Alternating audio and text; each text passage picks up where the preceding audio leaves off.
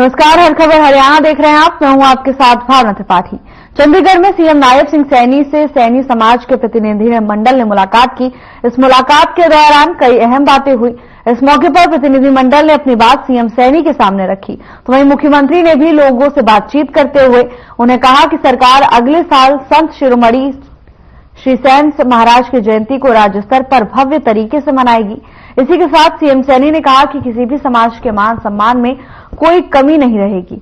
हर पात्र लाभार्थी को घर बैठे सरकार की योजनाओं का लाभ मिल रहा है। इसी के साथ सीएम ने कहा कि पंडित दीनदयाल उपाध्याय के अंत्योदय दर्शन पर प्रदेश सरकार कार्य कर रही है।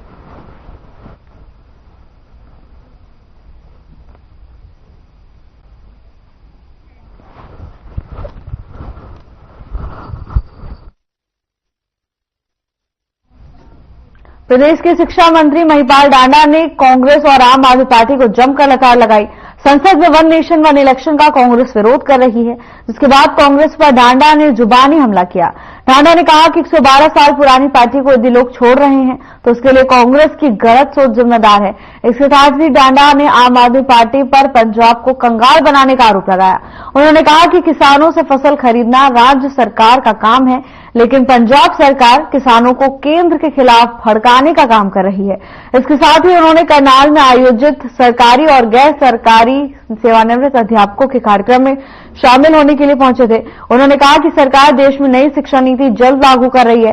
पंजाब बॉर्डर पर जारी किसानों के धरने को लेकर डांडा ने पंजाब सरकार को जिम्मेदार बताया है।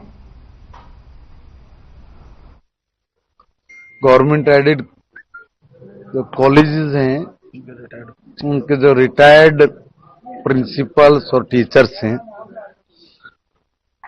उनके कार्यक्रम में शिरकत करने के लिए आया था। जब यहाँ पे आया तो कुछ समस्याएं भी इन लोगों की पेंडिंग थी। इन्होंने आशीर्वाद के साथ साथ देते हुए हमें अपनी कुछ समस्याओं से भी अवगत कराया है, जिसको हम लोग पूर्णतः पूरा करेंगे, ऐसे विश्वास को दिलवाते हुए मैं यहां से निकल रहा हूं। सर, लगातार किसान जो धरने पर बैठे हुए हैं और 20 दिन हो गए हैं मरना।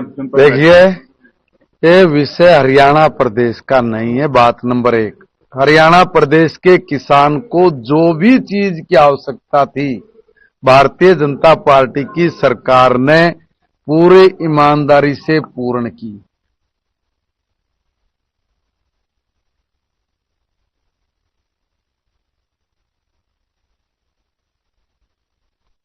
हरियाणा सरकार में खेल, युवा अधिकारिता एवं उद्यमिता राज्य मंत्री गौरव गौतम के द्वारा रविवार को इंडोर स्टेडियम पलवल में 20 दिव्यांगों को बैटरी चलित मोटराइज्ड ट्राईसाइकिल वितरित की गई।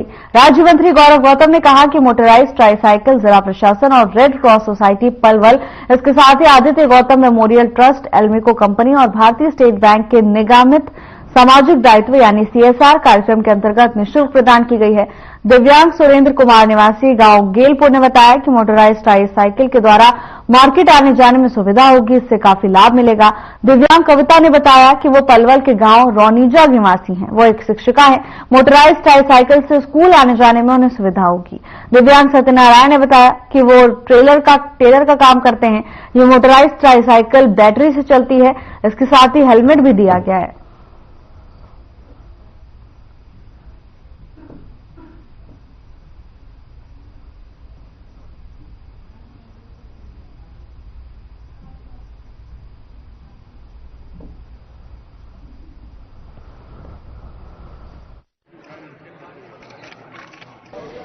हमने पहले भी अपने लाडले छोटे भाई आदित्य गौतम की पुण्यतिथि पर हमने ये एक समाज का काम सरकार का और रेड क्रॉस सोसाइटी के साथ सहयोग से हमने एक हेल्थ चेकअप कैंप हो, दवाइयाँ का हो, चश्मे का हो, या कोई हमारे अपाहिज दिव्यांग साथी हैं, उनको किसी भी प्रकार की कोई जरूरत हो, जैसे आज हमने बैटरी की ट्राईसाइकिल, हमने तब हमारे पास 80 से करीब रजिस्ट्रेशन हुए थे। मेरा नाम सुरेंद्र है, मैं गेलपुर से हूँ और हमें जो ये साइकिल दी है हमको बहुत बहुत फायदा हुआ है। मार्केट आने जाने के लिए भी, अपना सामान लेने के लिए कुछ हम जा सकते हैं। हमको इससे बहुत फायदा हुआ। मेरा नाम कविता है, मैं पलवल रानीजा से हूँ। मुझे जो ये साइकिल मिली है, इससे मैं स्कूल जाने में थोड़ी आसानी होगी, तो इससे हमें लाभ होगा। हमें दिक्कत होती थी, ना कोई ऑटो मिलता है, ना कोई बाइक वाला बिठाता है, तो बहुत अच्छी हमारे रहने की सुविधा रहेगी। जब मन करे अपने दुकान पर टाइम से पहुंच जाएंगे और समय पे अपने घर पहुंच जाएंगे। हम सरकार का बहुत बहुत धन्यवाद करते हैं।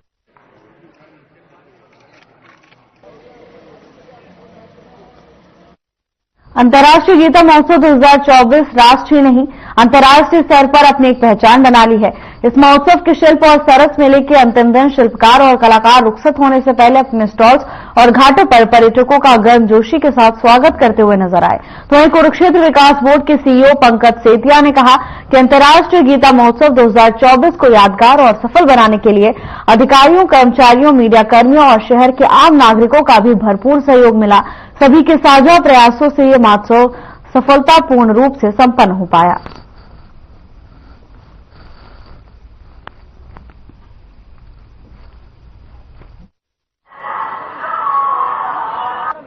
देखिए, जैसे कि आपको पता है, इस बार का अंतर्राष्ट्रीय गीता महोत्सव 28 नवंबर से शुरू हुआ था और वो आज 15 दिसंबर को समापन की ओर है।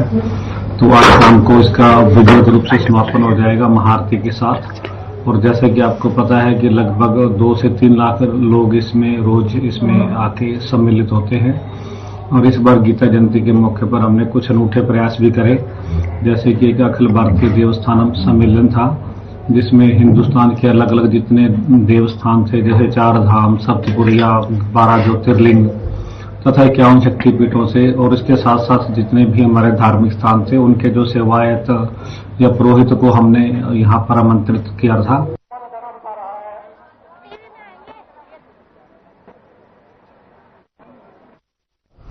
धर्मक्षेत्र कुरुक्षेत्र में इन दिनों अंतर्राष्ट्रीय गीता जयंती महोत्सव की धूम देखने को मिली। इस महोत्सव में हाल ही में मुख्यमंत्री नायब सिंह सैनी की पत्नी सुमन सैनी भी पहुंची। सुमन सैनी ने भी अपनी खुशी को जाहिर किया। आपको बता दें कि महोत्सव में अलग अलग राज्यों में आए लोग स्टॉल लगा रहे हैं और लोगों को आकर्षित कर रहे हैं। तो वहीं पंजाब की फुलकारी भी इस महोत्सव में अपनी उपस्थिति दर्ज करा चुकी है। बता दें कि पंजाब के पटियाला से आई लाजवंती ने अपने स्टॉल पर इस पंजाब की फुलकारी को बहुत ही आकर्षक ढंग से सजाया है, जो हर किसी का ध्यान अपनी ओर खींच रही है।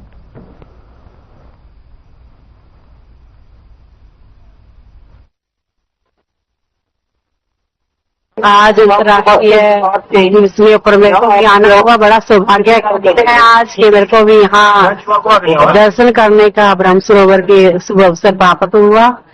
और लगातार हजारों संख्या के अंदर श्रद्धालु यहाँ से आते हैं। अंतर्राष्ट्रीय गीता जयंती जैसे कि अब ये पूरे विश्व में मनाई जा रही है, और अब जैसे लाडवा में मनाई है, अम्बाला में कहीं ऐसी इस तरीके से मनाई है।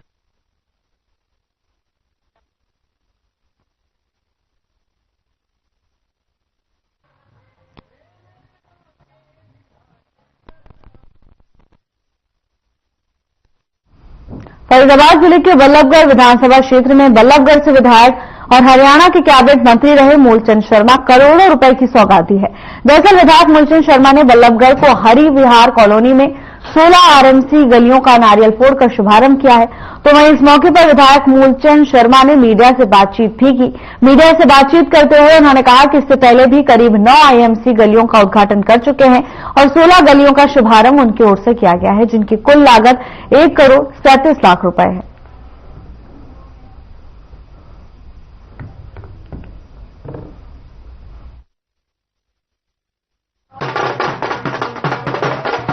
आज हमने 25 गलियों की शुरुआत की है, जो 1 करोड़ 37 लाख के आसपास है। और बहुत लंबे समय से लोगों की डिमांड थी कि इन गलियों की सीवर पानी के बाद हालत ठीक नहीं थी, पर आज इनका आरएमसी की रोड की शुरुआत की है और लोग बहुत लंबे समय से जूझ रहे थे और जल्दी जल्दी बनकर ये 25 गली तैयार होंगी और लोगों को इसको लाभ मिलेगा। और इस तरह लगातार है कि कोई शहर में कोई भी गली बाकी नहीं रहेगी। तो एक बार इस सौगात के लिए पंडित जी का पीछे वेलफेयर चैरिटेबल ट्रस्ट के द्वारा सेवार्थ भाव से हिसार में सामूहिक विवाह समारोह का आयोजन किया गया। समारोह में शहर के गणमान्य लोग बड़ी संख्या में पहुंचे। इस अवसर पर हिसार से विधायक सावित्री जिंदल, पूर्व मंत्री डॉक्टर कमल गुप्ता को आशीर्वाद देने के लिए पहुंचे। सामूहिक विवाह में शामिल होने वाले वर वधू ने कहा कि उनके लिए बहुत बड़ा और खुशी का दिन है। लाडली वेलफेयर चैरिटेबल संस्था का धन्यवाद किया। उन्होंने कहा कि बिना एक पैसा खर्च किए हमारी शादी हो पाई है। हिसार से विधायक ने कहा कि लाडली वेलफेयर चैरिटेबल संस्था बहुत बेहतरीन काम कर रही है। गरीब परिवार की बेटियों की शादी करवाना बड़ा नेक काम है और इससे नेक काम दूसरा नहीं हो सकता।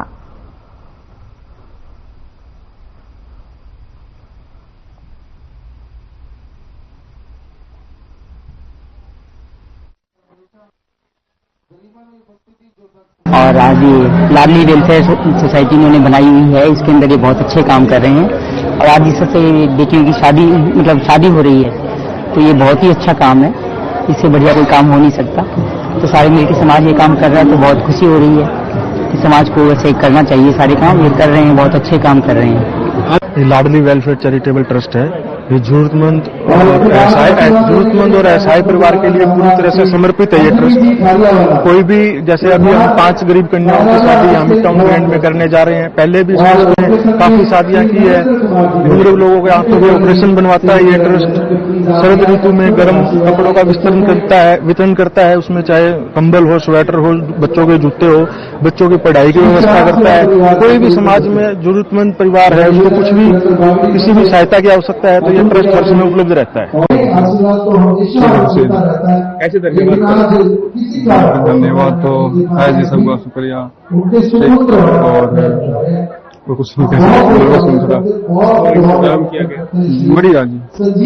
आपके परिवार से भी आए? हाँ जी, आए हुए हैं। कौन है आपके परिवार से? सब आए हैं, दादी आए हैं, डैडी आए, मामा आए हैं, भाई हो रहे हैं, सब। हम बहुत बहुत धन्यवाद करते हैं आपका।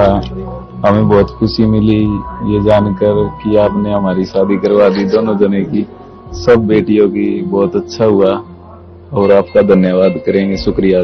जो इंतजाम किया गया है उसके बारे में क्या कहूँ? बहुत अच्छा इंतजाम है और सभी चीज अच्छी है।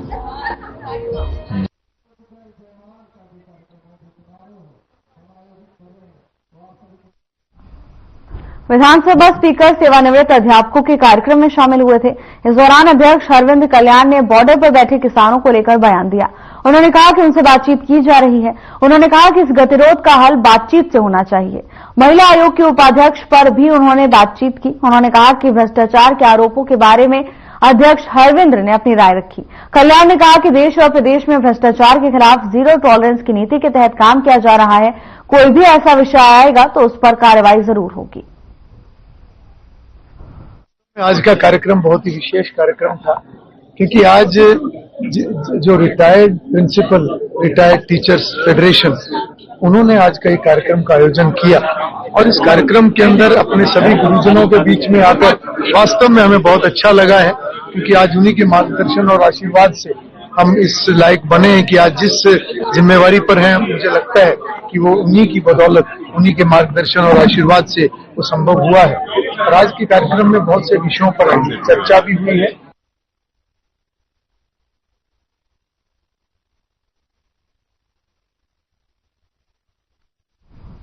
हरियाणा महिला आयोग के अध्यक्ष रेणु भाटिया ने बयान दिया। उन्होंने कहा कि बड़े दुख की बात है कि महिला आयोग में इस तरह की बात सामने आई है, क्योंकि महिला आयोग बेटियों की सहायता करने का महकमा है। अगर एंटी करप्शन ने ऐसा कुछ देखा है और कुछ ढूंढा है तो सरकार 100% करप्शन फ्री सरकार के तौर पर काम कर रही है। इसीलिए एंटी टॉलरेंस नीति के तहत एंटी करप्शन ब्यूरो गहराई से खोजबीन करे।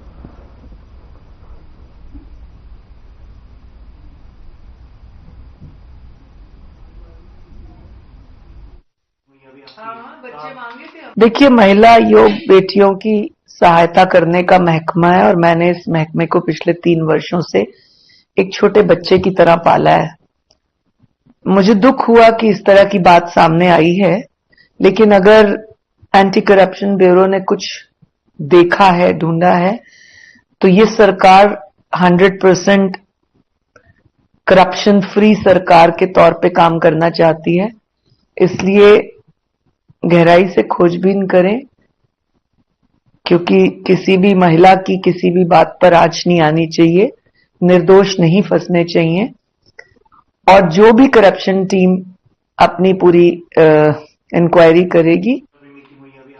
बच्चे मांगे थे हमने नहीं उसने ये बोला है, उसने ठीक हेमा कौशिक और भानुप्रिया मिले थे, उनसे पड़ेगा हमें वो कह रहे टाइम लगेगा। हाँ बच्चे मांगे थे हमने नहीं उसने ये बोला है, उसने ठीक हेमा कौशिक और भानुप्रिया मिले थे। वन नेशन वन इलेक्शन को लेकर सरकार तेजी से काम कर रही है। इसी कड़ी में केंद्र के कैबिनेट में वन नेशन वन इलेक्शन को मंजूरी मिल गई है और अब इस पर आगे काम करते हुए संसद में पेश कर आगे की कार्रवाई भी की जाएगी। तो फरीदाबाद की जनता भी वन नेशन वन इलेक्शन जैसे नए बदलाव से पूरी तरह से संतुष्ट है। फरीदाबाद के लोगों का कहना है कि यदि एक देश एक चुनाव होता है तो इससे काफी फायदा होगा, इससे समय की बचत होगी, इसके साथ ही पैसे की भी बचत होगी और भी कई फायदे इससे होने वाले हैं।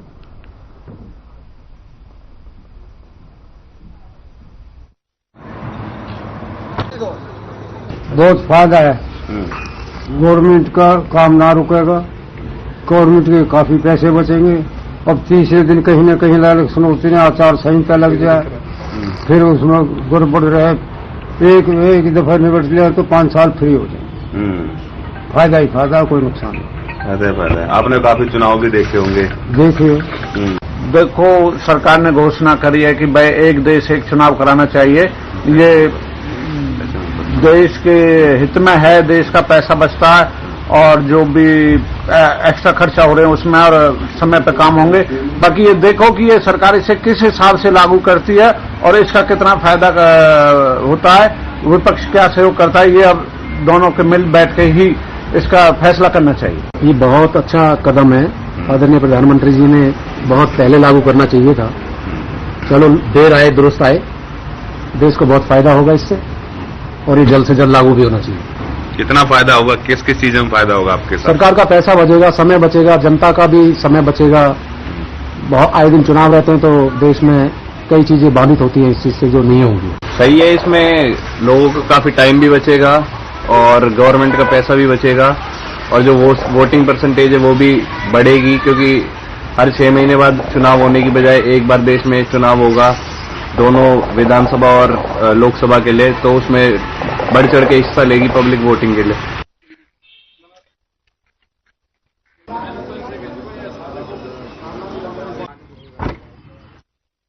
तो शाम पंचायत घर में ऑल इंडिया किसान खेत मजदूर संगठन जिला कमेटी भिवानी की एक बैठक हुई, जिसकी अध्यक्षता गुलाब सिंह ने की। इस बैठक में सर्वसम्मति से किसानों की मांगों को लेकर विचार विमर्श किया गया।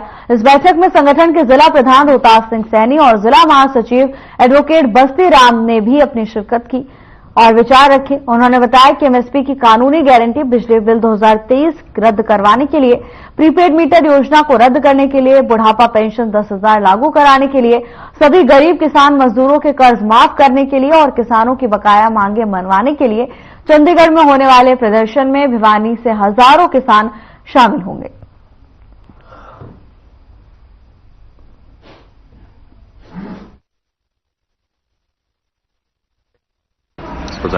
आज हमारी ये पंचायत घर तो शाम में ऑल इंडिया किसान खेत मजदूर संगठन की मीटिंग हुई, जो किसानों के बहुत ही पुराने लंबित मुद्दे हैं।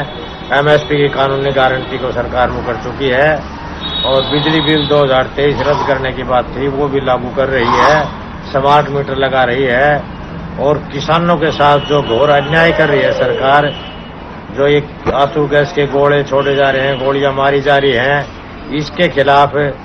और ये जो भाव नहीं दिया जा रहा हर फसल के टाइम पर, खाद नहीं मिल रही किसानों को, इन सभी समस्याओं को लेकर के हम 25 फरवरी को चंडीगढ़ प्रदर्शन करेंगे और सरकार को मजबूर करेंगे। 23 फरवरी को चौधरी अजीत सिंह का जन्मदिन जो है वो हर गांव लेवल के ऊपर सम्मानपूर्वक ढंग से मनाएंगे।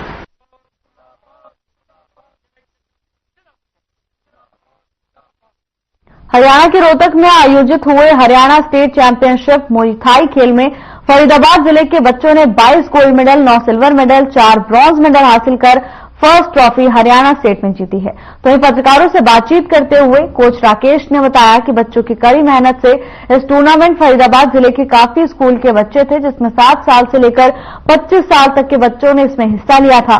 मुख्य अतिथि के तौर पर शामिल हुए मास्टर जयप्रकाश और एडवोकेट केशव ने कहा कि गोपाल अकादमी के बच्चों ने रोहतक का नाम रोशन किया है।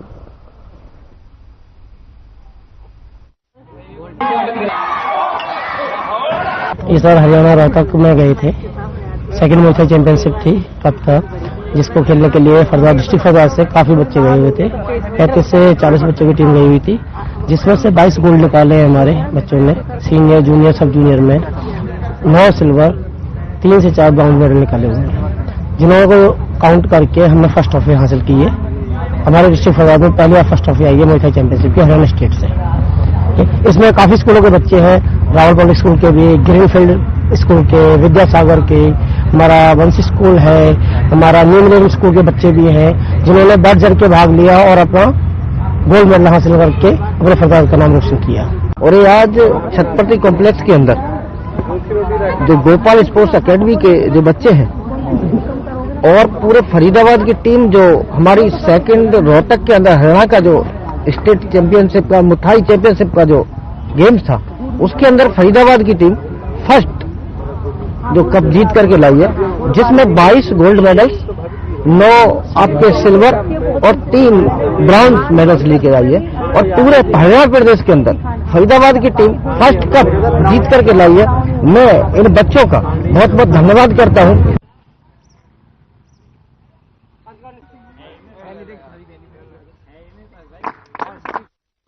चीका के एक निजी अस्पताल सार्थक अस्पताल में डॉक्टर्स के द्वारा महिला की डिलीवरी करवाते समय लापरवाही के चलते जहां पहले बच्चे की मौत हो गई, तो वहीं कुछ समय के बाद उसकी मां की भी मौत हो गई।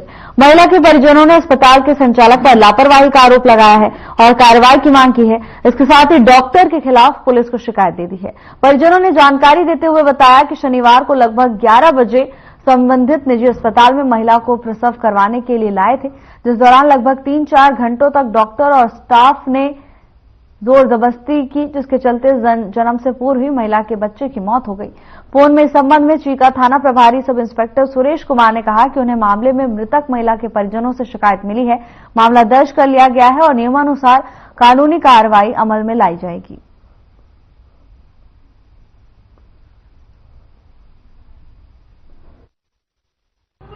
मामला ये था, हम ये लड़की को लेके तकरीबन 11 बजे इस हॉस्पिटल में आ गए। 11 बजे से 3 बजे तक ये डॉक्टर और नर्स धक्का करते रहे। हम इनको बोला अगर नहीं बच्चा पैदा होता तो हमारे को रेफर कर दो, जो बड़ा ऑपरेशन कर दो।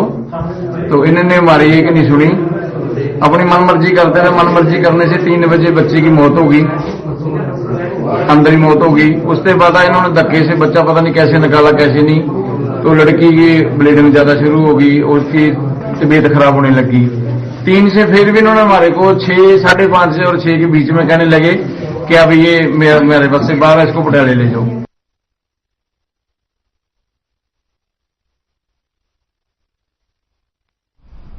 दो पक्षों में पथराव के दौरान युवती की आग लगने से मौत हो गई, जिसके बाद से ही गांव में तनाव का माहौल है।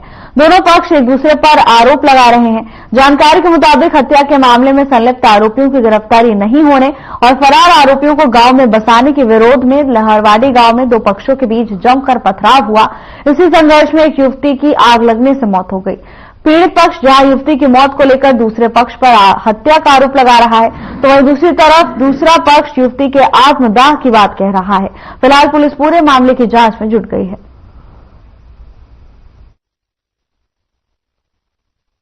कल सूचना प्राप्त हुई थी कि ग्राम लहरवाड़ी में एक लड़की को पेट्रोल छिड़क कर आग लगाकर मृत्यु हो गई है। इस सूचना पर मौके पर पहुंचे हैं, जहां से डेड बॉडी को हासिल किया गया है और दरखास्त प्राप्त होने पर मुकदमा दर्ज किया गया और पोस्टमार्टम के लिए तैयारी है। मृतक का क्या नाम है, कितनी उम्र? मृतक का नाम है शहनाज रतौफ याकूब, उम्र करीब 32 साल है। क्या आरोप लगाए सर? आरोप सर 302-34 में मुकदमा दर्ज किया गया 31 तारीख। सर अब तक सर इसमें 2024 में 5वें महीने में 10 तारीख को हमारे बिरोदर को मार डाला था जबरदस्ती। उसी तरह अब वो बचने के लिए आए। एक मुलजिम हमने मेन मुलजिम पकड़वाया, एसएचओ द्वारा उसको छोड़ दिया गया। जो भी हम मुलजिम पकड़वाते हैं उनको अरेस्ट नहीं करते और हमें मारने की धमकी देते हैं। तो डीएसपी द्वारा तफ्तीश ली गई थी, तो डीएसपी से गांव के मौजूद लोगों ने भी बोला था अगर आप इनको बचाओगे तो गांव में मर्डर होगा, अफवाह फैलेगा।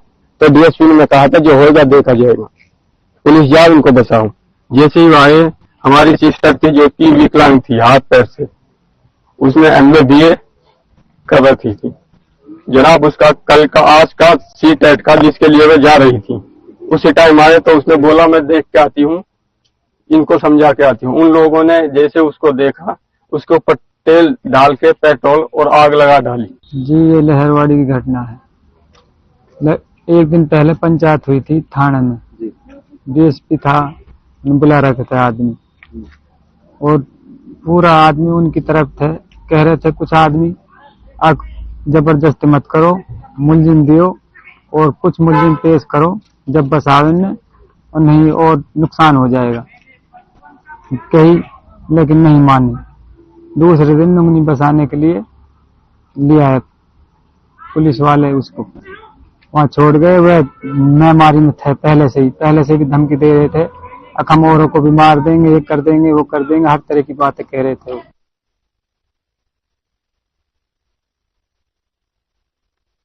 बुलेटिन में मेरे साथ बस इतना ही। अब वक्त हो चला है डॉक्टर राकेश गुप्ता के साथ हमारे खास कार्यक्रम प्लस माइनस का।